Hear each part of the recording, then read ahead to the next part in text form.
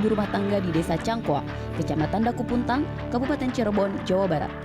Di tubuh korban yang berusia 48 tahun itu ditemukan sejumlah luka tusuk. Perempuan yang berstatus janda itu ditemukan tewas di rumahnya pada Minggu dini hari kemarin. Ada 9 luka tusukan di dada korban. Di lokasi, polisi menemukan pisau dapur yang digunakan pelaku untuk menghilangkan nyawa korban.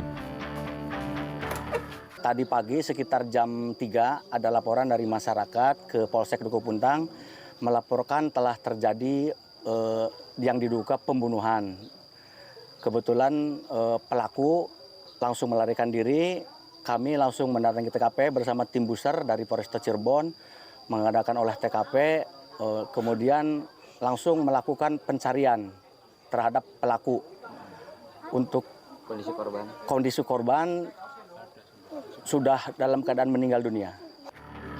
Polisi telah melakukan olah tempat kejadian perkara dan memeriksa sejumlah saksi yang sempat mendengar korban berteriak sebelum akhirnya ditemukan tewas bersimbah darah di kamarnya.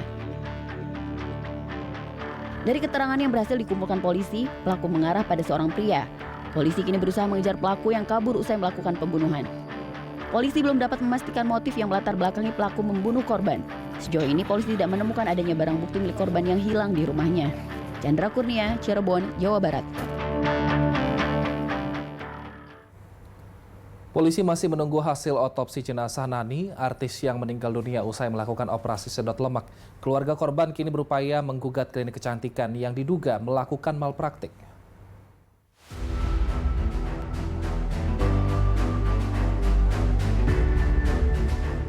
Polisi terus melakukan penyelidikan di kasus meninggalnya artis Nani Darham karena dugaan malpraktek operasi sedot lemak di sebuah klinik kecantikan. Saat ini polisi tengah menunggu hasil otopsi jenazah Nani di Rumah Sakit Polri Kramat Jati, Jakarta Timur.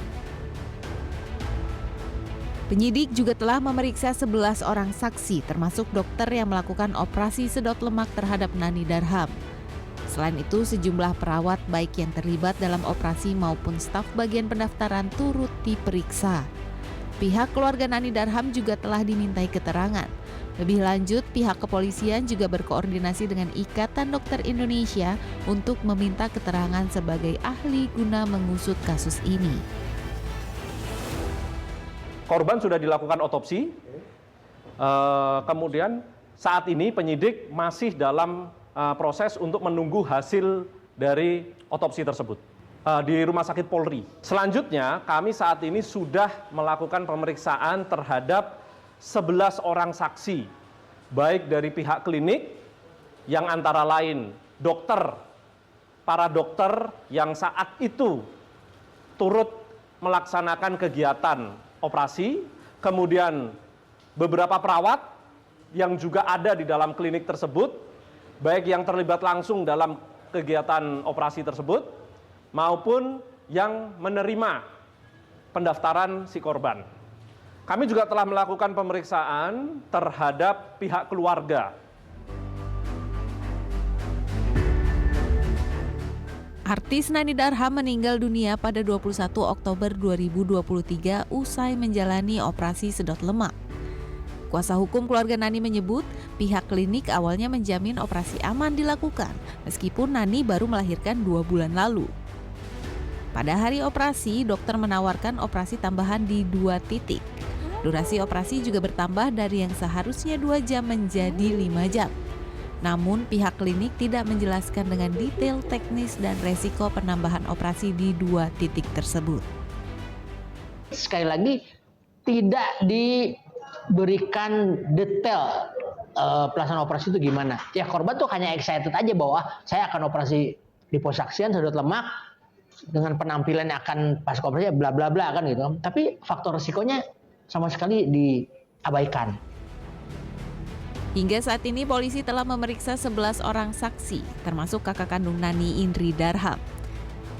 Keluarga memastikan berdasarkan rekam medis dari rumah sakit, Nani dalam kondisi sehat sebelum menjalani operasi sedot lemak. Hingga kini pihak klinik belum memberikan pernyataan mengenai dugaan kasus malpraktik tersebut. Polisi nantinya juga akan memintai keterangan pihak klinik setelah mendapatkan hasil otopsi. Tim Liputan B Universe, Jakarta. Pemirsa, Presiden resmi mengganti Ketua KPK Firly Bahuri. Setelah Firly tersandung kasus dugaan pemerasan Syahrul Yassin Limpo, Presiden akan melantik Nawawi Pomolango yang akan menggantikan Firly Bahuri sebagai Ketua KPK. Nawawi akan mengucapkan sumpah atau janji sebagai Ketua KPK sementara di hadapan Jokowi hari ini. Sebelumnya Jokowi sudah menandatangani Kepres pemberhentian sementara Firly Bahuri sebagai Ketua KPK. Nawawi Pomolango ditetapkan sebagai Ketua KPK sementara. Nawawi Pomolango merupakan seorang hakim. Nawawi mengawali karirnya sebagai hakim pada tahun 1992 di Pengadilan Negeri Soasio Tidore, Kabupaten Halmahera Tengah. Nawawi mulai dikenal publik saat bertugas di Pengadilan Negeri Jakarta Pusat dalam kurun waktu 2011-2013. Nawawi kerap mengadili sejumlah kasus korupsi yang ditangani KPK. Kemudian pada tahun 2019, Nawawi terpilih sebagai salah satu pimpinan KPK yang bertugas memimpin KPK periode 2019-2023. Jabatan Nawawi sebelumnya adalah sebagai Wakil Ketua KPK. Dan pemirsa, kita ikuti bersama seperti apa jalannya pembacaan sumpah oleh Nawawi Pomolango di KPK. Maksud kami di Istana Negara.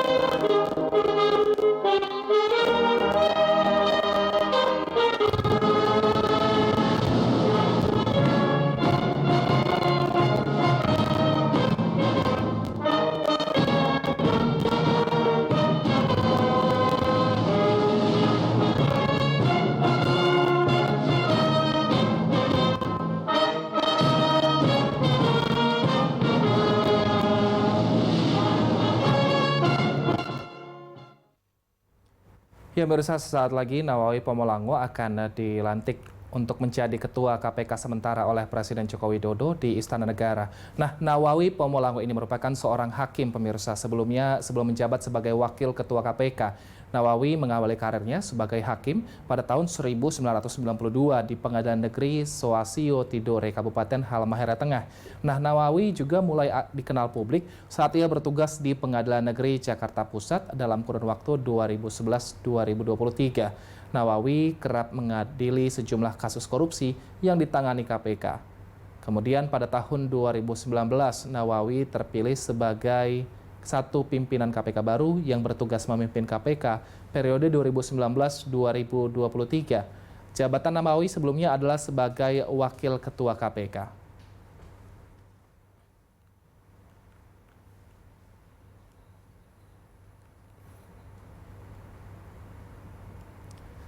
Kita beralih ke informasi lainnya, pemirsa. Musim penghujan ini mulai tiba, sejumlah daerah mulai dilanda banjir. Di Bogor, Jawa Barat, banjir bandang bahkan ini menghanyutkan warga yang melintas di jalan.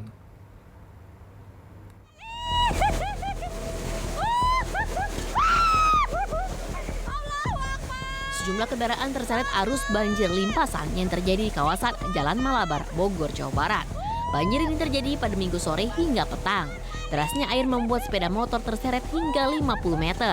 Beruntung, kendaraan tersebut akhirnya tersangkut di pinggir jalan sehingga langsung diambil pemiliknya.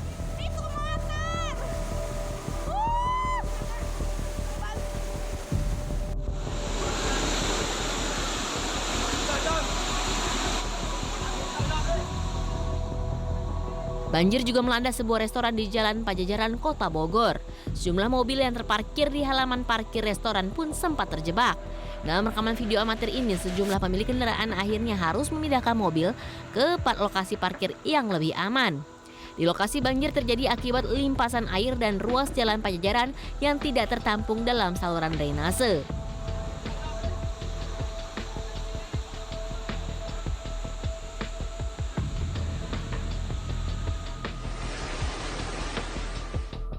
Sementara itu, banjir bandang terjadi di daerah pegunungan Kendeng, Jawa Tengah.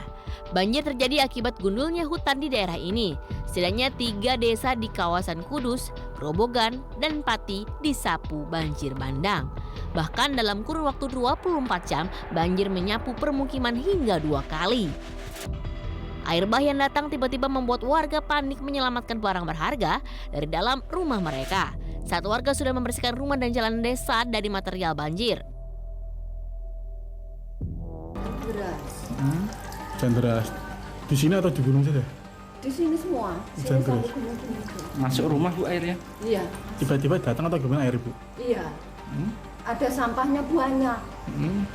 Jadi kan itu jembatan tersumbat. Jadi airnya melumpah.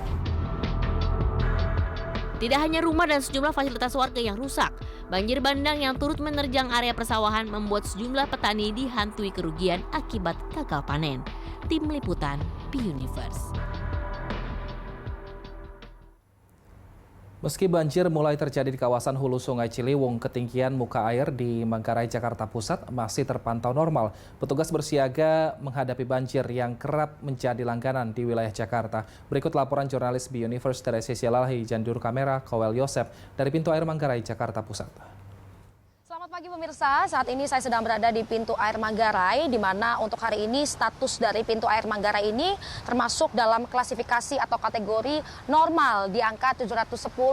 Tetapi ada sesuatu yang membuat prihatin begitu dikarenakan hampir dari pandangan saya ini banyak sekali sampah-sampah yang masih berkeliaran begitu, baik itu sampah-sampah yang sulit terurai, yaitu botol dan juga styrofoam dan juga bahkan ranting-ranting pohon yang cukup besar yang masuk ke pintu air Manggarai. Pemerintah sendiri juga sudah menghimbau untuk masyarakat melakukan buang sampah pada tempatnya dan juga untuk mengingatkan pada bulan-bulan atau musim hujan kali ini diingatkan untuk mewaspadai beberapa hal atau lokasi-lokasi banjir yang berada di Jakarta.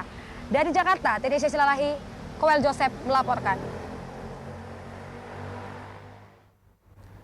Pemirsa, kita kembali ke informasi mengenai pelantikan Ketua KPK sementara. Nawawi Pamulango mengucapkan sumpah atau janji sebagai Ketua KPK sementara di hadapan Presiden Joko Widodo yang menggantikan Firly Bahuri yang tersangkut masalah hukum. Kita langsung saja melihat prosesi pelantikan Ketua KPK sementara di Istana Negara Jakarta. Masa jabatan tahun 2019-2024. Ketiga dan seterusnya, keempat dan seterusnya ditetapkan di Jakarta pada tanggal 24 November 2023. Presiden Republik Indonesia Joko Widodo. Rohaniwan dimohon menuju tempat yang telah ditentukan.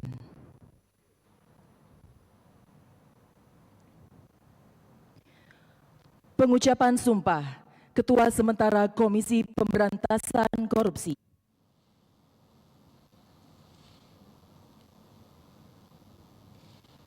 Demi Allah, saya bersumpah dengan sungguh-sungguh bahwa saya untuk melaksanakan tugas ini langsung atau tidak langsung dengan menggunakan nama atau cara apapun juga tidak memberikan atau menjanjikan sesuatu apapun kepada siapapun juga. Saya bersumpah bahwa saya untuk melakukan atau tidak melakukan sesuatu dalam tugas ini tidak sekali-kali akan menerima langsung atau tidak langsung dari siapapun juga suatu janji atau pemberian. Saya bersumpah bahwa saya akan setia kepada dan akan mempertahankan serta mengamalkan Pancasila sebagai dasar negara, Undang-Undang Dasar Negara Republik Indonesia tahun 1945, serta peraturan perundang-undangan yang berlaku bagi negara Republik Indonesia. Saya bersumpah bahwa saya senantiasa akan menjalankan tugas dan wewenang saya ini dengan sungguh-sungguh, seksama, objektif, jujur, berani, adil, tidak membeda-bedakan jabatan, suku, agama, ras, gender, dan golongan tertentu, dan akan melaksanakan kewajiban saya dengan sebaik-baiknya, serta bertanggung jawab sepenuhnya kepada Tuhan Yang Maha Esa, masyarakat, bangsa, dan negara. Saya bersumpah bahwa saya senantiasa akan menolak atau tidak menerima atau tidak mau dipengaruhi oleh campur tangan siapapun juga, dan saya akan tetap teguh melaksanakan tugas dan wewenang saya yang diamanatkan undang-undang kepada saya. Rohaniwan dimohon kembali ke tempat semula.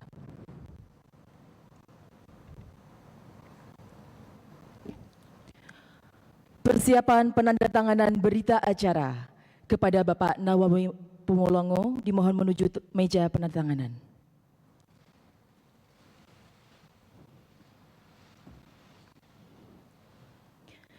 Kepada yang terhormat Presiden Republik Indonesia berkenan menuju meja penandatanganan.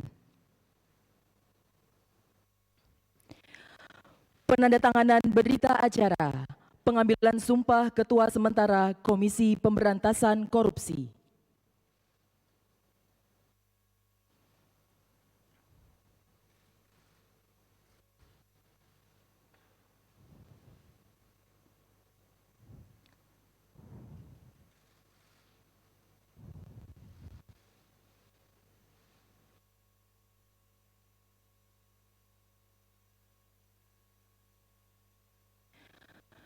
Kepada yang terhormat Presiden Republik Indonesia beserta Ketua Sementara KPK berkenan kembali ke tempat semula.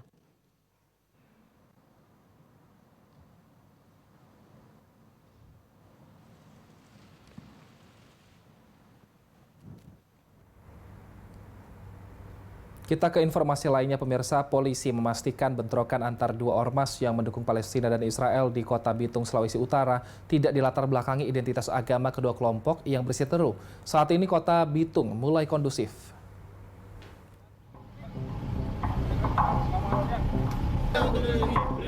Kota Bitung, Sulawesi Utara berangsur kondusif usai terjadi bentrokan antar ormas yang dipicu aksi mendukung Palestina yang kemudian diadang oleh ormas yang mendukung Israel. Kepolisian memastikan tak ada unsur SARA dalam bentrokan yang terjadi pada Sabtu lalu. Pasar dan sejumlah tempat-tempat usaha warga mulai beroperasi normal. Hanya saja, polisi masih ditempatkan di sejumlah lokasi untuk menghindari kembali terjadinya kerusuhan. Polisi yakin bentrokan antar ormas pendukung Palestina dan Israel di Bitung terjadi bukan karena dilatar belakangi oleh identitas agama kedua kelompok. Polisi mengaku telah bisa mengendalikan keadaan dengan mendekati kedua kelompok yang bertikai. Ini merupakan bentrok antar kelompok. Saya ulangi, bentrok antar kelompok dan bukan merupakan bentrok SARA. Sebelumnya aksi bela Palestina yang digelar di Bitung, Sulawesi Utara berangsur ricuh setelah diadang oleh sejumlah anggota ormas.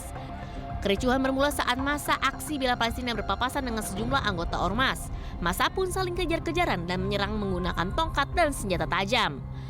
Sejumlah aparat kepolisian yang berjaga pun tampak kewalahan menghalau massa yang jauh lebih banyak. Akibat insiden ini, sejumlah kendaraan milik ormas dirusak massa. Mikaela Baro, Kota Bitung, Sulawesi Utara.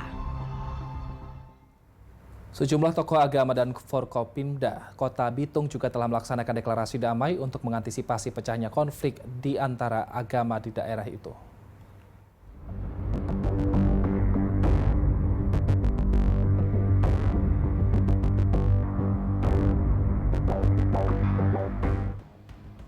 Bentrok massa yang terjadi di Kelurahan Bitung Barat 2, Kecamatan Maesa, Kota Bitung, Sulawesi Utara sudah berada dalam situasi kondusif. 1.187 personil kepolisian diterjunkan pasca bentrok untuk mengantisipasi aksi susulan. Kini pada hari Minggu warga terlihat sudah beraktivitas seperti biasa, meski pada Sabtu kemarin situasi mencekam tercipta hingga membuat sejumlah warga panik dan ketakutan. Pasca bentrok massa ormas, sejumlah tokoh agama dan Forkopimda Kota Bitung juga telah melaksanakan deklarasi damai pada Sabtu malam.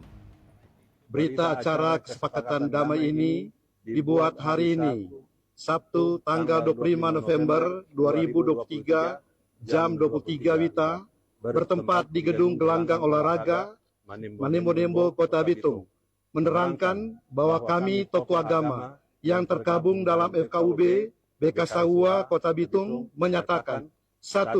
Kota Bitung dalam keadaan aman dan damai. Usai deklarasi damai, kedua kelompok diminta untuk sama-sama mengambil tanggung jawab terhadap keamanan dengan cara menuntaskan kesalahpahaman antar warga. Michael Labaro, Bitung, Sulawesi Utara. Dukungan untuk menghentikan kekerasan terhadap warga Palestina terus disuarakan masyarakat Indonesia di sejumlah daerah. Kemarin ribuan orang mengikuti aksi damai bela Palestina di Kota Depok, Jawa Barat. Tak hanya mengikuti aksi pemirsa, para peserta juga mengumpulkan donasi sebesar 2,2 miliar rupiah untuk Palestina. Ribuan massa berbondong-bondong memadati kawasan Grand Depok City, Kota Depok, Jawa Barat untuk mengikuti aksi damai bela Palestina pada hari Minggu kemarin. Para peserta kompak mengenakan pakaian putih dengan berbagai atribut yang mendukung Palestina. Aksi ini digelar sebagai bentuk dukungan warga Depok agar penindasan di Palestina segera dihentikan. Sekretaris Umum Majelis Ulama Indonesia Kota Depok, Khairullah Ahyari mengatakan, selain doa bersama, warga Depok juga memberikan bantuan berupa donasi sebesar 2,2 miliar rupiah dan akan disalurkan melalui Badan Amil Zakat Nasional atau Basnas dan dikirimkan ke Palestina. Alhamdulillah, kami menyampaikan terima kasih dan penghargaan kepada semua pihak yang telah mendukung acara ini. Pemerintah Kota Depok, Bapak Wali Kota, Kapolres Depok, dan seluruh jajarannya, dan masyarakat Kota Depok serta panitia semua. Alhamdulillah, acara berjalan dengan lancar, tertib, dan mudah-mudahan suara kita didengar oleh dunia internasional bahwa Depok insya Allah selalu bersama dengan kemerdekaan bangsa Palestina. 2,2 miliar. 2,2 miliar. Masih sementara. Ya, nanti kita update terus melalui Basnas. Ya. Terima kasih. Sementara itu, aksi serupa juga digelar di Kabupaten Karawang, Jawa Barat. Sebanyak puluhan warga dari berbagai daerah tumpah ruah di sepanjang Jalan Bypass Ahmad Yani untuk menghadiri aksi bela Palestina dan berdoa bersama bagi warga Gaza yang menjadi korban agresi militer Israel. Kurang lebih 20.000 lebih para peserta yang hadir. Kami juga menekankan terhadap pemerintah untuk mendorong terus gencatan senjata, bahkan hingga dipermanenkan. Tidak ada lagi saudara-saudara kita yang terkena serangan-serangan, baik itu untuk anak-anak, perempuan, gitu kan. Ini sebagai bentuk kepedulian kita, dan insya Allah ke depan kita akan mengumpulkan donasi-donasi yang disalurkan melalui Basnas Kabupaten Karawang. Masa aksi berharap pemerintah Indonesia dan seluruh negara di dunia terus mendorong agar gencatan senjata secara permanen, agar tidak ada lagi penindasan dan korban yang berjatuhan akibat serangan militer Israel. Tim Liputan B-Universe.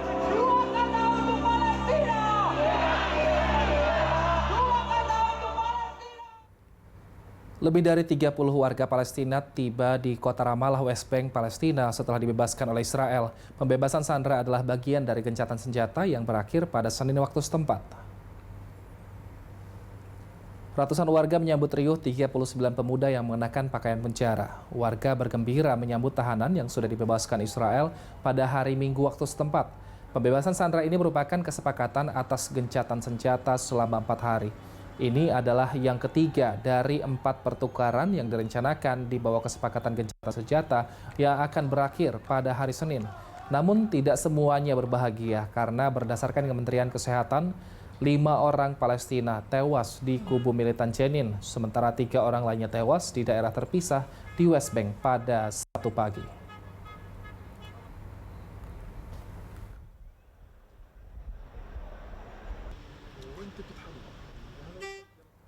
Upaya pembebasan sandera masih berlangsung selama Israel dan Hamas sepakat melakukan gencatan senjata yang akan berakhir pada hari ini. Seperti apa situasi di Gaza saat ini? Kita sudah bersama dengan Fikri Rofiul Haq, relawan warga negara Indonesia yang saat ini berada di Gaza. Selamat siang waktu Indonesia, Mas Fikri. Saat ini bagaimana kondisi di Gaza dan apakah seluruh proses pembebasan sandera ini telah berhasil dilakukan di sana, Mas? Ya, selamat pagi waktu Gaza. Memang saat ini kami relawan Mercy dan juga 2 relawan Mercy lainnya memang berhasil dievakuasi menuju Gaza Selatan, karena memang di Gaza Utara yang di mana terdapat Rumah Sakit Indonesia, kami bertugas di sana juga keadaan benar-benar sudah tidak memungkinkan lagi untuk tinggal di sana, karena memang saat 10 terakhir juga 13 hari terakhir juga kami kehilangan komunikasi dengan pihak keluarga maupun juga tim Mercy Pusat, dan juga keadaan di sana benar-benar sudah tidak terkendali lagi, di mana para tank-tank juga sudah mengelilingi rumah sakit Indonesia, dan beberapa kali mereka juga menyerang rumah sakit Indonesia, sehingga akibat insiden tersebut 12 orang meninggal, dan juga beberapa jam sebelum gencatan senjata mereka juga meluluh lantakan memang rumah sakit Indonesia dan juga Wisma Dr. Jose Rizal. Memang sebagian juga banyak yang hancur. Untuk pertukaran pertahanan sendiri kami tidak mengetahuinya lokasi ataupun di mana, karena memang jalur Gaza dengan West Bank ini atau tepi barat ini memang terpisah dengan negara Israel, dan juga namun yang sangat disayangkan mereka sebenarnya melanggar perjanjian, di mana di salah satu perjanjian mereka sebenarnya tidak boleh menyandra dalam gencatan senjata. Namun kami melihat sendiri bahwa saat kita sedang dievakuasi ke jalur Gaza Selatan, mereka juga menahan para warga Gaza yang memang saat itu mengikuti evakuasi ke jalur Gaza Selatan. Dan juga mereka pada kesempatannya mereka juga akan mengamankan jalan Salahuddin, namun mereka melarang warga utara yang mengungsi ke selatan, mereka tidak boleh lagi kembali ke utara, sehingga warga yang kembali mereka informasi yang saya dapatkan mereka ditembaki oleh para militer Israel. Baik Mas Fikri, di sana apakah sudah ada informasi mengenai apakah akan ada perpanjangan waktu untuk gencatan senjata, atau jika tidak ada sampai dengan hari Senin, artinya setelah itu apa yang akan terjadi menurut Anda di sana? Ya, tentunya kami sangat berharap sekali bahwa gencatan senjata ini adalah permanen, karena memang perlu diketahui sudah 230.000 rumah hancur, artinya sudah 60% warga tidak memiliki tempat tinggal mereka, sehingga kami berharap semoga perang ini selesai, sehingga gencatan senjata ini adalah gencatan senjata permanen. Dan juga pada gencatan senjata ini warga para menyiapkan makanan serta bahan-bahan lain seperti juga kebutuhan mereka, jaket dan juga pakaian dingin untuk musim dingin, karena ketahui jalur Gaza ini sudah memasuki musim dingin, sehingga kami juga beberapa kali juga memberikan jaket kepada anak-anak, karena memang suhu saat ini benar-benar sangat dingin, dan juga ditakutkan memang banyak penyakit yang memang tertular ke tempat-tempat pengungsian yang memang menjadi tempat pengungsi bagi warga. Baik Mas Fikri, ini kan rencananya gencatan senjata ini akan berakhir pada hari Senin. Adakah rencana Mas Fikri dan juga mungkin teman-teman warga negara Indonesia ataupun warga-warga Palestina di sana untuk mengungsi Mas ke wilayah Gaza Selatan yang mungkin dinilai lebih aman, Mas Fikri?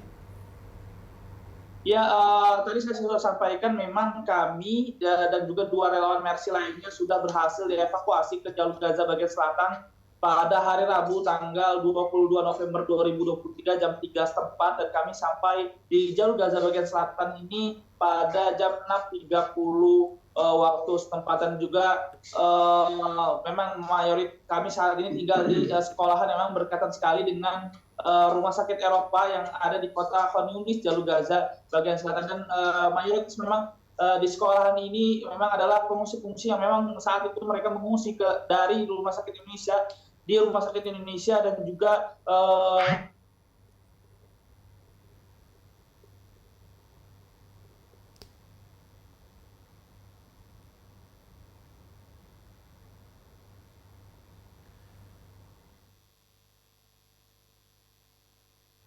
Baik Mas Fikri, saat ini bagaimana situasi di sana? Silahkan lanjutkan laporan Anda.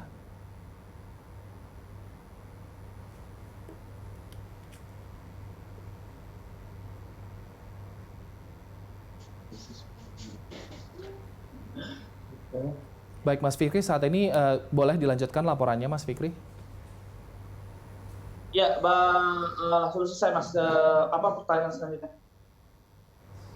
Baik, lalu saat ini Anda melihat apakah gerakan dari tentara-tentara Israel sudah terlihat di kawasan jalur Gaza, mengingat nanti hari Senin ini berakhir gencatan senjata sementara?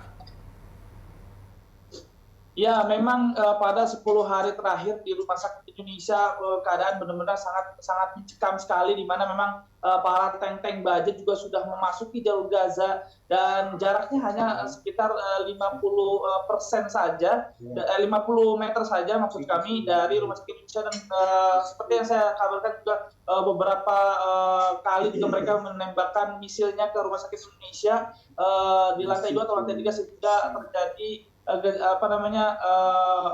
orang meninggal dan juga korban luka-luka, dan juga beberapa jam sebelumnya juga mereka sebelum gencatan senjata mereka juga menghancurkan Rumah Sakit Indonesia sebagian, dan juga kami tinggal di Wisma Indonesia atau Wisma Dr. Jose Rizal, sehingga kami saat ini memang mengungsi ke sekolah-sekolahan yang berada di Jalur Gaza Selatan, sehingga kami memang saat ini mengungsi untuk sementara, dan kami menunggu peperangan ini selesai untuk kami kembali ke Rumah Sakit Indonesia, dan juga kami menunggu tim medis ataupun tim engineer dari Mercy Medical Emergency Rescue Committee yang untuk pergi ke jalur Gaza untuk menangani korban-korban, serta kami akan membangun kembali Rumah Sakit Indonesia, dan juga kami akan melanjutkan pembangunan Rumah Sakit Indonesia tahap ketiga. Baik, terima kasih Friki Rofiul Haq telah bergabung bersama kami di Berita Satu Siang. Kami harapkan semoga perang di sana bisa berakhir dan seluruh warga di sana bisa sehat dan juga selamat. Terima kasih Mas Fikri, jaga kesehatan selalu. Ya pemirsa, Hamas dan Israel ini kembali merealisasikan pertukaran sandera dan juga tahanan. Di tahap kedua, 17 sandera Hamas dibebaskan, sementara Israel melepaskan 39 tahanan dari warga Palestina.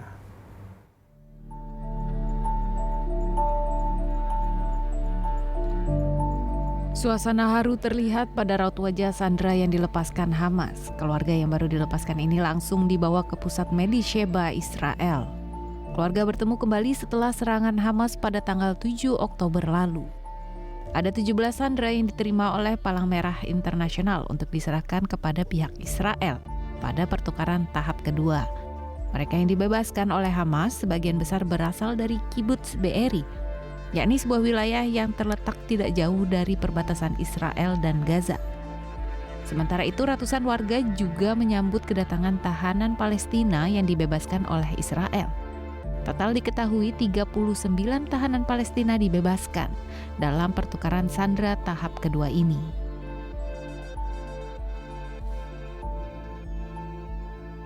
جميعهم بكون حاسين انه خلص راح يتبيض السجون ان شاء الله.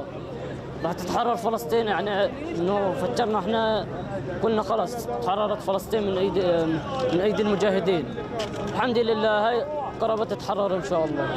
ان شاء الله. Selama 4 hari masa gencatan senjata, Israel dan Hamas akan saling bertukar tahanan dan sandera untuk dibebaskan. Dalam periode ini, Hamas akan membebaskan setidaknya 50 sandera Israel. Sementara Israel akan membebaskan 150 tahanan Palestina. Opsi perpanjangan waktu gencatan senjata pun muncul, menyusul desakan warga Israel pada pemerintah untuk pembebasan para sandera lebih banyak.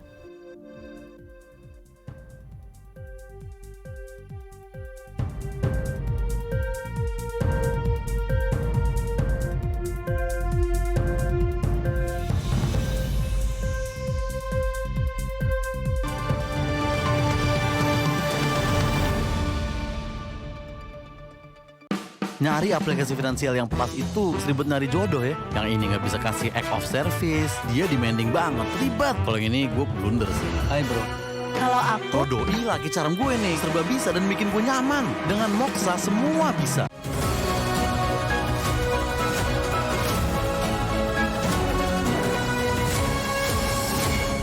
Badan Akuntabilitas Publik DPD RI menindaklanjuti pengaduan masyarakat dari 5 provinsi berbeda terkait persoalan lahan.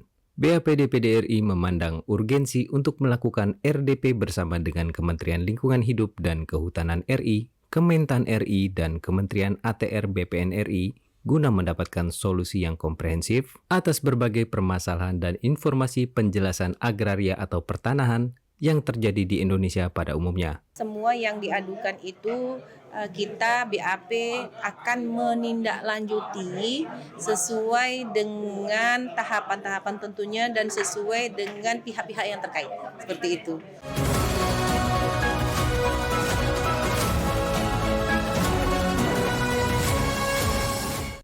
Nyari aplikasi finansial yang pas itu seribet nyari jodoh ya. Yang ini nggak bisa kasih act of service, dia demanding banget, ribet. Kalau yang ini gue blunder sih. Hai bro. Kalau aku doi lagi cara gue nih, serba bisa dan bikin gue nyaman. Dengan Moxa semua bisa. Informasi terkini dan terupdate yang sedang viral dibawakan secara lepas dan informatif.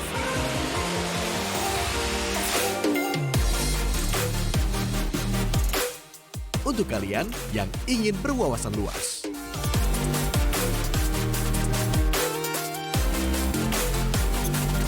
Saksikan berita viral Senin sampai Jumat pukul 11.30 waktu Indonesia Barat.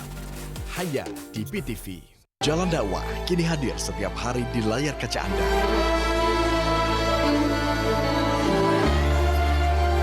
Wa ma khalaqtul jinna wal insa illa liya'budun. Manusia punya kendala, Allah punya kendali. Dalam melanjutkan perjalanan dakwah untuk mencapai amar ma'ruf nahi munkar.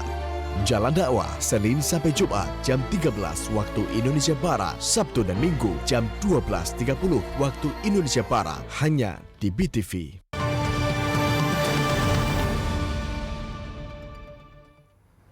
Pemirsa, Ikatan Dokter Indonesia mencatat kasus diabetes pada anak meningkat hingga 70 kali lipat dalam 13 tahun terakhir. Diabetes ditemukan paling banyak pada anak berusia 10 hingga 14 tahun.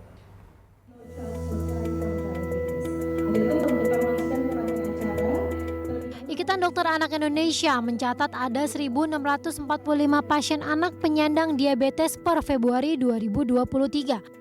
Diabetes paling banyak ditemukan pada anak dalam rentang usia 10 hingga 14 tahun, yakni 46,23% dari jumlah penyandang total. Ibu Penasehat Dharma Wanita Persatuan Kementerian Kesehatan RI, Ida Budi Gunadi Sadikin mengungkapkan terdapat 2 jenis diabetes yang dialami anak dan remaja, yakni diabetes mellitus tipe 1 dan diabetes mellitus tipe 2. Untuk anak dan remaja dengan diabetes mellitus tipe 2, mengatur pola makan dan kualitas gizi yang dikonsumsi anak menjadi kunci dari pencegahan diabetes. Untuk anak-anak muda dan remaja untuk bergaya hidup yang sehat terutama menjaga makanan, karena diabetes itu kan untuk tipe yang 2 ya, bukan tipe 1, diakibatkan karena lifestyle mereka yang makannya terlalu banyak, mengandung gula lah istilahnya seperti itu. Apalagi dengan sekarang ya banyak sekali makanan-makanan yang mengandung gula tinggi, dan diabetes itu secara grafik itu sudah makin naik gitu. Bukan aja untuk anak-anak, orang tua apalagi sudah makin naik. Untuk menurunkan angka prevalensi diabetes pada anak dan remaja, Ida menyebut Kementerian Kesehatan saat ini tengah gencar melaksanakan pilar pertama transformasi kesehatan, yakni memberikan edukasi terkait diabetes pada anak dan remaja. Selain itu, Kementerian Kesehatan juga tengah menggodok rencana aplikasi kantin sehat di sekolah-sekolah agar anak-anak dipastikan mengkonsumsi makanan dengan jumlah gula sesuai anjuran dan gizi yang lengkap. Senada dengan Kementerian Kesehatan, Direktur Utama Pusat Kesehatan Ibu dan Anak Nasional RSAB Harapan Kita, Okti Palupi Rahayuning Tias mengungkapkan pihaknya tengah gencar melaksanakan roadshow edukasi di sekolah-sekolah terkait bahaya diabetes pada anak dan remaja. Roadshow tersebut juga mengadakan screening dini untuk anak-anak. Mencoba roadshow ke sekolah-sekolah begitu ya, pada mereka yang anak-anaknya cenderung obesitas, cenderung gemuk, maka itu masuk di dalam screening pertama untuk dilakukan pemeriksaan darah dan urin. Apakah darahnya, gula darahnya normal, apakah urinnya juga tidak mengandung yang mengandung ke arah ke diabetes gitu ya, sehingga itu adalah screening pertama yang sangat mudah harusnya dilakukan dengan kita roadshow ke sekolah-sekolah, kita menjaring anak-anak yang obesitas, kita periksa sewaktu gula darah sewaktu, itu udah cukup bagus menurut saya untuk screening awal.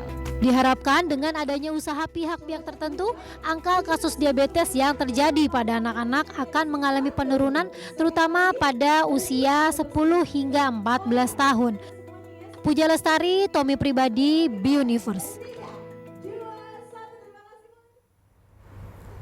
Pemirsa, pihak Ikatan Dokter Indonesia mencatat kasus diabetes pada anak meningkat hingga 70 kali lipat dalam 13 tahun terakhir.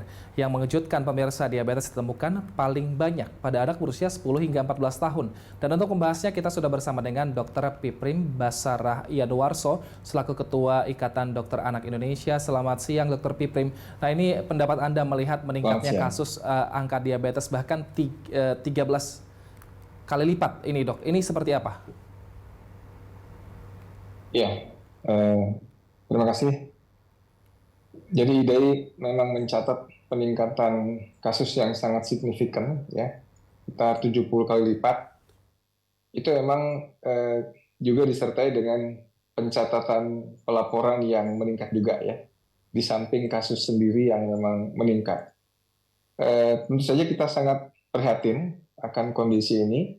Kita tahu bahwa diabetes pada anak itu ada dua tipe, ya. Tipe 1 itu tipe yang 90% terjadi pada anak-anak ketika pankreasnya tidak bisa memproduksi insulin dalam jumlah cukup.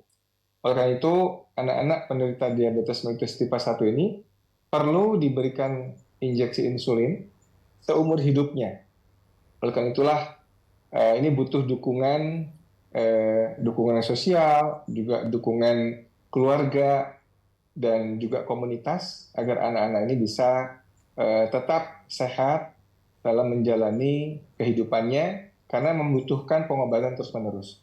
Sedangkan tipe kedua, ini sekitar 10%, mungkin sekarang bisa lebih proporsinya, ya, mungkin bisa 15% atau 20% dari seluruh diabetes pada anak, yaitu tipe 2, ini karena gaya hidup. Ya, tadi sudah disebutkan, apabila anak-anak itu terlalu banyak mengkonsumsi gula, baik gula yang manis maupun yang tidak manis. Gula yang tidak manis yaitu berupa aneka tepung-tepungan, kue-kue, termasuk refined karbohidrat, ya, karbohidrat cepat serap, dan juga aneka pemanis di dalam minuman-minuman kemasan, soft drink, yang sekarang ini begitu banyak pada masyarakat kita. Ini kalau kita tidak kontrol, tentu saja akan meningkatkan kasus. Biasanya diabetes tipe 2 didahului oleh obesitas. Jadi ada yang disebut dengan sindrom kardiometabolik, yaitu ketika seorang anak sudah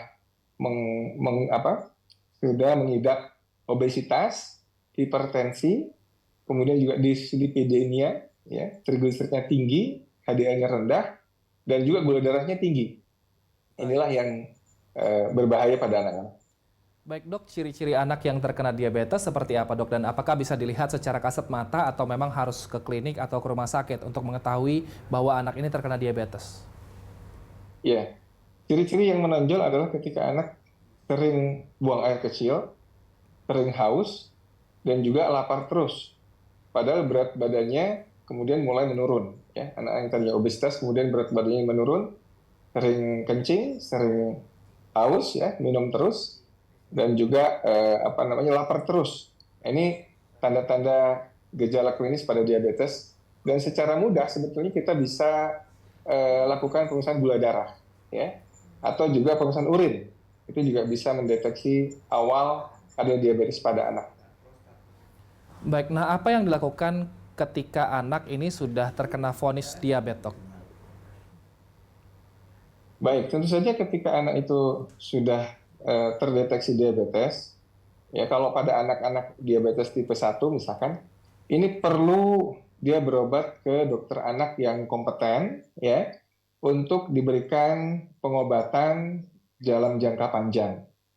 Nah, seringkali karena masyarakat tidak tahu bahwa seorang anak itu menderita diabetes, khususnya yang tipe 1, anak-anak itu datang ke rumah sakit sudah dalam kondisi kritis, sudah dalam kondisi yang disebut dengan koma, ketoasidosis. Ya. Kenapa? Karena gula darahnya tinggi dan terjadilah kemudian penurunan kesadaran. Ini tentu saja sangat tidak kita harapkan. Atau yang juga sering terjadi adalah anak-anak yang diabetes tipe 1 ini bosan berobat, ya, karena dukungan lingkungannya juga tidak sesuai, dia bosan berobat, akibatnya timbul kegawat daruratan.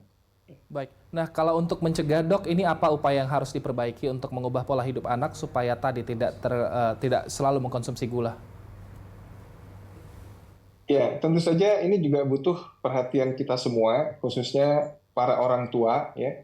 Bagaimana mengendalikan pola makan anak-anak itu, karena sekarang ini begitu mudah kita jumpai di setiap minimarket, di warung-warung pinggir jalan, aneka minuman manis. Ya. Ini sangat-sangat merusak kesehatan. Di samping gula yang berbentuk minuman, itu juga aneka makanan yang berupa tepung-tepungan.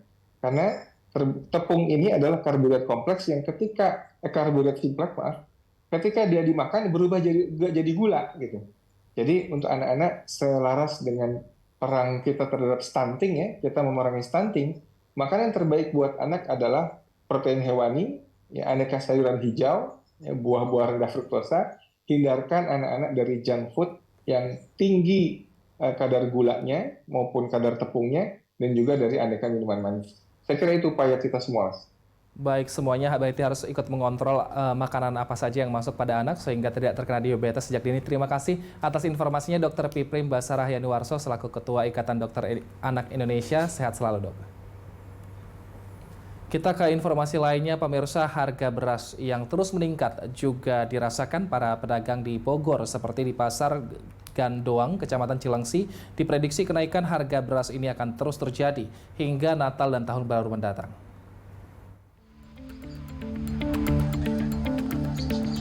Sejak 3 bulan terakhir, harga beras di Pasar Gandoang, Kecamatan Cilengsi, Bogor terus merangkak naik. Seorang pedagang beras di Pasar Gandoang, Budianto, mengatakan mulanya harga beras jenis medium impor per kilo seharga Rp9.200, namun kini menjadi Rp13.000. Atas kenaikan harga tersebut, omset pedagang beras pun merosot karena konsumen mengurangi pembeliannya. Jika biasanya Budianto bisa mengecer beras 100 kg per hari, kini hanya laku terjual sekitar 50 hingga 60 kg per hari. Sebelumnya 9.200 per kilo. Oh, per kilo ya? Iya. Sekarang? Sekarang 13.000 per kilo. Oh, masih tinggi. Masih tinggi. Medium sekarang berapa? Medium buat impor itu yang paling tinggi Thailand. 12.000 per liter. Terus sepi. Masih sepi juga ya? Iya. Kayak mengurangi pembeli juga nggak sih per pembeli, Bang? Iya, mengurangi. Tadinya 10 liter dia beli cuma 5 liter gitu. Iya, harusnya sih biasanya harga beras ininya turun, ini mah malah bulognya aja mahal. Oh, gitu. Dulu mah bulog itu murah. Sekarang malah mahal, dari induknya aja udah nyampe 650. Para pelaku UMKM itu berharap pemerintah segera turun tangan untuk mengatasi tingginya harga beras di pasaran saat ini. Desi Cahniago, Bogor, Jawa Barat. Hingga kini harga beras terpantau masih mengalami pelonjakan yang cukup signifikan, yang dimana harga beras kualitas medium 1 di Pasar Modern Sumatera Barat menjadi yang termahal se-Indonesia dengan harga jual sebesar Rp17.200 per kilogram dibandingkan dengan 1 bulan lalu. Sementara di Pasar Modern Kalimantan Timur, harga beras kualitas medium 1 dijual seharga Rp16.850 per kilogram dan yang menjadi termahal kedua di dalam negeri ini. Berikut kami tampilkan provinsi dengan harga beras kualitas medium 1 tertinggi.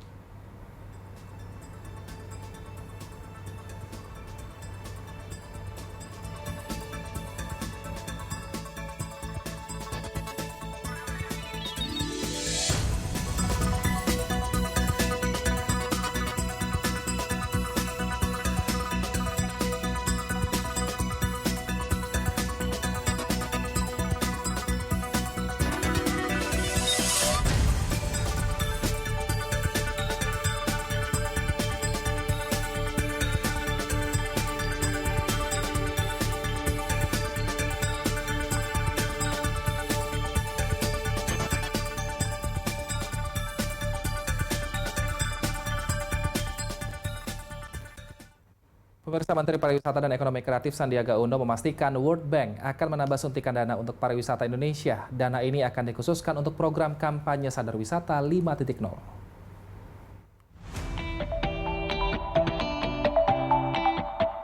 Malam penghargaan kampanye sadar wisata digelar di kawasan Jakarta pada hari Minggu. Kampanye Sadar Wisata KSW yang berlangsung pada tahun 2022 sampai 2023 dikelar di 65 desa wisata pada tahun 2022 dan 90 desa wisata pada tahun 2023 yang ada di 6 destinasi pariwisata prioritas seperti kawasan Danau Toba, Borobudur Yogyakarta, Prambanan, Lombok, Bromo Tengger Semeru, Labuan Bajo, dan Wakatobi. Dalam acara puncaknya, Kemenparekraf memberikan penghargaan terhadap insan dan lembaga yang dinilai paling produktif di bidang kampanye sadar wisata dalam kurun waktu 2 tahun terakhir. Untuk meneruskan program kampanye desa wisata ini, Menteri Pariwisata Sandiaga Uno memastikan ada suntikan dana dari World Bank. Bank Dunia tadi bisik-bisik kepada saya, 2024 akan disediakan tambahan pendanaan untuk kelanjutan program ini. Dan oleh karena itu, jumlah wisatawan tahun 2023 meningkat jika dibandingkan dengan tahun lalu. Hal ini disebabkan oleh program pemerintah yang mencanangkan kampanye desa wisata pada destinasi wisata prioritas. Kita lihat pada tahun 2023, jika dibandingkan dengan tahun lalu ini meningkat 143,41%. Sementara secara kumulatif untuk wisatawan mancanegara yang tertinggi datang ke Indonesia berasal dari Malaysia yaitu 14,22%, dilanjutkan Australia dan Singapura 10,72%. Sementara untuk masuk ke wilayah Indonesia ini banyak berasal atau datang ke Bandara Ngurah Rai Bali dan dilanjutkan dengan Bandara Soekarno-Hatta. Sementara untuk wisatawan Nusantara ini yang terbanyak dan yang melakukan perjalanan adalah di Jawa Timur dan di tahun ini meningkat sebesar 13,36%. Ini juga berpengaruh pada tingkat hunian kamar di mana untuk berbintang ini naik menjadi 230,12%, sementara untuk hotel non bintang dibandingkan dengan tahun lalu naik 142,01%.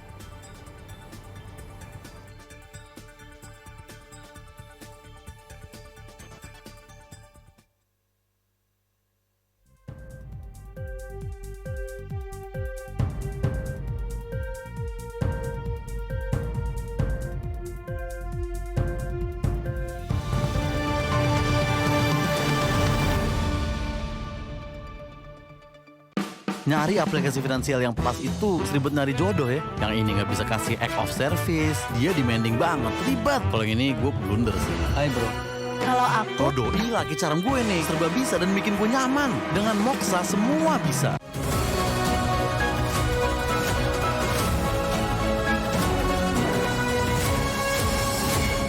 Badan Akuntabilitas Publik DPD RI menindaklanjuti pengaduan masyarakat dari 5 provinsi berbeda terkait persoalan lahan. BAP DPD RI memandang urgensi untuk melakukan RDP bersama dengan Kementerian Lingkungan Hidup dan Kehutanan RI, Kementan RI, dan Kementerian ATR BPN RI guna mendapatkan solusi yang komprehensif atas berbagai permasalahan dan informasi penjelasan agraria atau pertanahan yang terjadi di Indonesia pada umumnya. Semua yang diadukan itu kita BAP akan menindaklanjuti sesuai dengan tahapan-tahapan tentunya dan sesuai dengan pihak-pihak yang terkait. Seperti itu.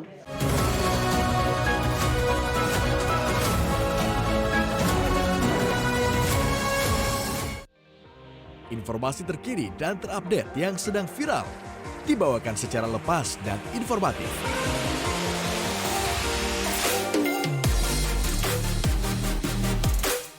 Untuk kalian yang ingin berwawasan luas.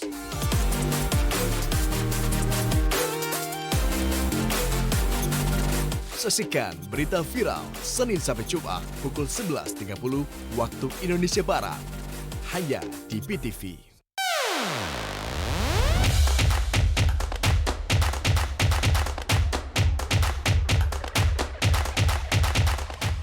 Jangan lewatkan People's Choice setiap hari jam 10 pagi hanya di PTV.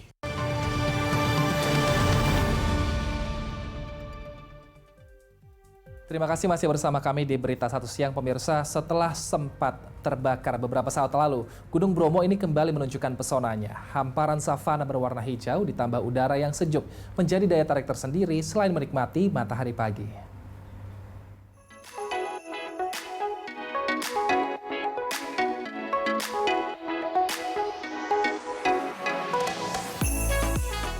Wisata Gunung Bromo, Jawa Timur kembali bersolek pasca kebakaran yang melanda kawasan savana pada September 2023 lalu.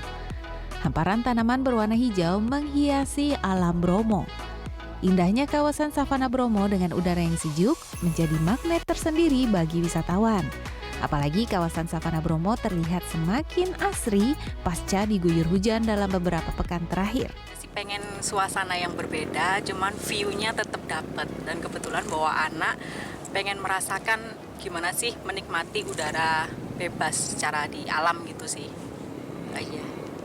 Harapan saya sih semakin banyak orang yang datang ke Bromo karena memang nggak bisa dipungkiri ya Pak, yang datang, yang wisata lokal itu kadang nggak terlalu banyak Pak, biasanya malah milih ke luar negeri, padahal sebenarnya kalau datang ke Bromo aslinya itu lebih bagus daripada cuma kelihatan di foto. Mulai menggeliatnya wisata Bromo turut dirasakan oleh penyedia jasa sewa kuda Bromo. Apalagi pada saat akhir pekan, jumlah wisatawan bisa mencapai lebih dari 1.000 orang. Lumayan masih ramai. Harapannya ke depan bisa lebih bisa menjaga lingkungan agar nggak terjadi kebakaran lagi, semua bisa menjaga. Wisatawan yang datang diharapkan bisa menjaga lingkungan agar kebakaran yang terjadi beberapa waktu lalu tidak terulang kembali. Zulkifli, Probolinggo, Jawa Timur. Dari dunia showbiz, pemirsa, grup K-pop terbaru YG Entertainment, Baby Monster, akhirnya debut setelah lama dinanti. Grup beranggotakan 6 orang ini menandai debutnya dengan single berjudul Better Up yang video klipnya telah ditonton 12 juta kali dalam 13 jam pertama sejak dirilis di platform YouTube.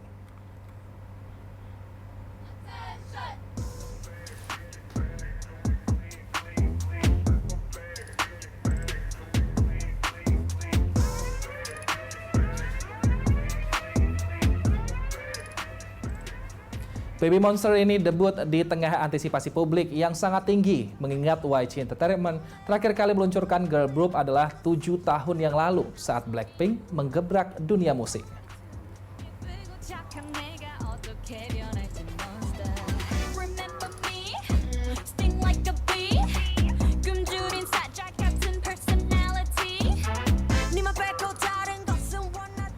Lagu Better Up ditulis oleh salah satu member Baby Monster bersama beberapa nama seperti Jared Lee, Choi Hyun Suk, Tracer, dan juga Big Tone.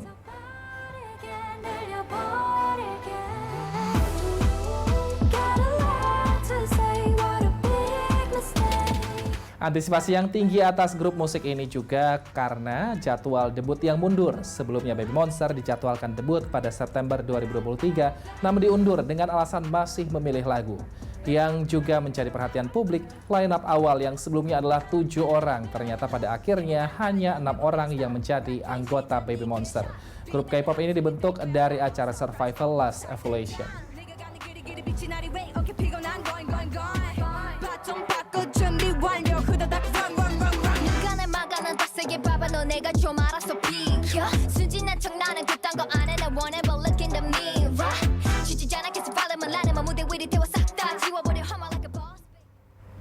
Dan pemirsa, informasi tadi sekaligus menjadi penutup jumpa kita di program Berita 1 Siang hari ini. Saya Wilson Purba atas nama seluruh kru yang bertugas mengucapkan terima kasih atas kebersamaan Anda. Jangan lupa untuk ikuti akun media sosial kami baik di Instagram, X maupun YouTube. Jaga kesehatan dan tetap semangat. BTV bersatu menginspirasi.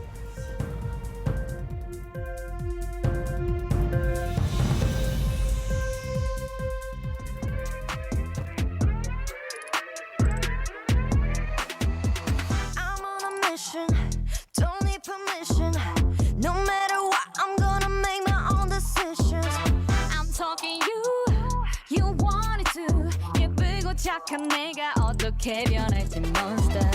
Remember me.